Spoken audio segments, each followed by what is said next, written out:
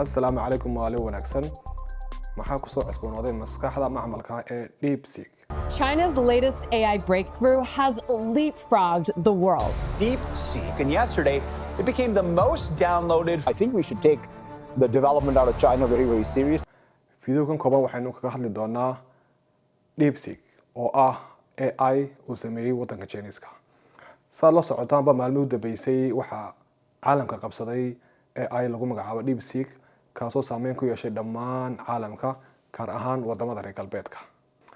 waxaynu eegi doonaa awoodda uu leeyahay DeepSeek inagoo barbardhigi doonaa dhammaan AI-ga caalamka u weyn sida ChatGPT, Cloud, Meta, Google AI. Saad halkaa uga jeedo DeepSeek barta ay ku leeyihiin X ayaa waxay soo dhigeen DeepSeek R1 is here. haddaba performance-ga iyo awoodda uu leeyahay waxay ku cabireen inuu la awood yahay OpenAI O1 kaas oo ah paid oo lacag baad bixinaysaa. O1 ayaa wuxuu qaybsamaa laba plus and pro.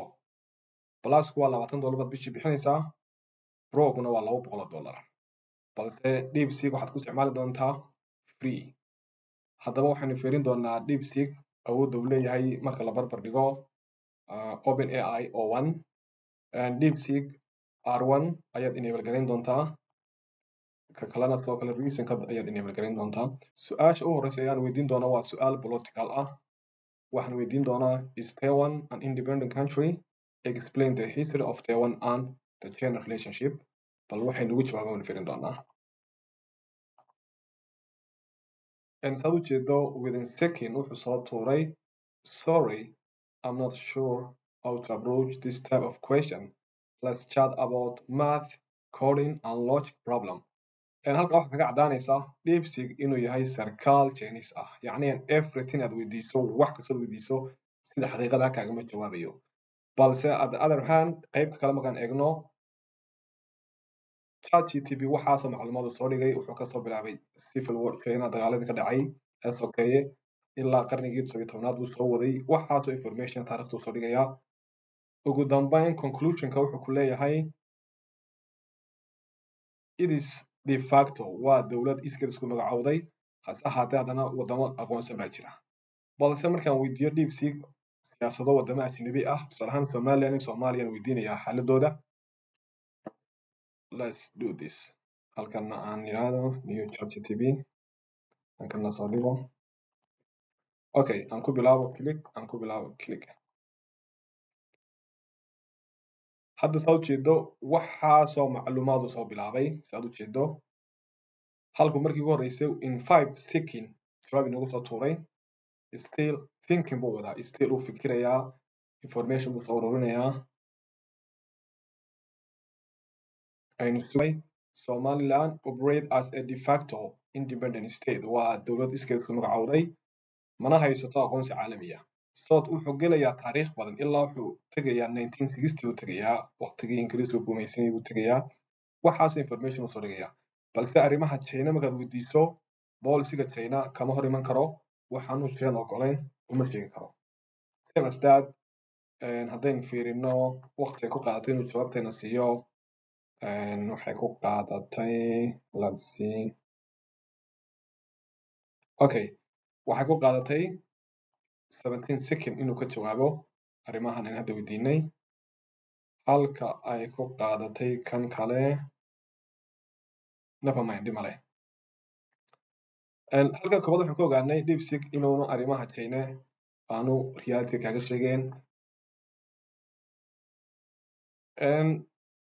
ereyga labaad aan weydiin doona waxa weeyaan erey vocabulary English ah, waa iska very simple balse waxaan eegaynaa habkii u jawaabayaan speedkooda waxyaabahaas bay qiimeynayna. waxaan hortaaban doonaa DeepSeek ka labaadna waan weydiin doonaa. waxaa weydiiyey imise erey oo R ah ayaa ku jira strawberry. habku waan la garanayaan fiirino.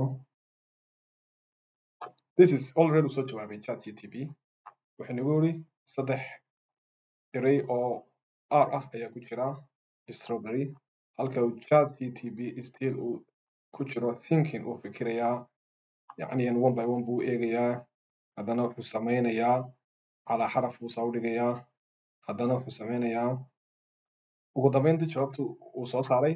balse waxay ku qaadatay inuu jawaabtan ina siiyo 24 second bay ku qaadatay halka uu ChatGPT nagu soo jawaabay instant farikood nagu soo jawaabay su-aasha saddexaad ee weydiin doona waxay noqon doontaa coding waa qaybtan u jecelahay yacniyan inaad kood qorto waxay kugu qaadanaysaa saacado 2 saacadood 3 saacadood balse markaad adeegsanayso AI maskaxda macmalka wax ka yar 1 minute ayuu kugu qorayaa 200 300 oo line oo coding ah ChatGPT-gu ma qaban karaa wax kasta oo ay bini'aadamku qabtaan maya balse qayb ka mid ah 20% oo qofku qaban karo ayaa wuxuu ChatGPT u qabanayaa 1000 times 1000 jeer si ka wanaagsan siduu bini'aadamku qaban karo for example hadda waxaan weydiiyey create a beautiful SEO cost calculator labada dhinac qayb kalena weydiiyo hawsha inaan qabto as a manual waxay ku qaadan kartaa a days balse aynu tijaabino intay ku qaadato maskaxda macmalka this is what I like about really AI-ga waxyaabo u wanaagsan aynu fiirino already ChatGPT buu bilaabay codingkii uu qorayaa already uu qorayaa uu bilaabi karaa yacni bini'aadamku saa wax uma qori karo this is waa markaan ku leeyahay ChatGPT ama maskaxda macmalkii qayb ka mid wuxuu bini'aadamku awoodo ayaa waxay u qaban kartaa 1000 times better si ka wanaagsan saad u qaban lahayd waxaasoo kooda inaad qorto imagine intee ku qaadan lahayd already I believe uu dhameeyey ChatGPT uu dhameeyey aan iraado run ChatGPT weli kan u qorayaa ChatGPT kan run gareeyo this is amazing this is very amazing kan hadda kan ma dhameeyey just let's say run okay aan weyneeyo this is the thing uu ku sameeyey dashboard ugu horeeyey calaamadda orange buu ka dhigay calculate your SEO cost yacniyan this is very amazing waxaan oo kale kuma qaban kartid manual 10 minute 20 minute this is why aad u baahantay inaad AI-ga aad si fiican u fahanto imagine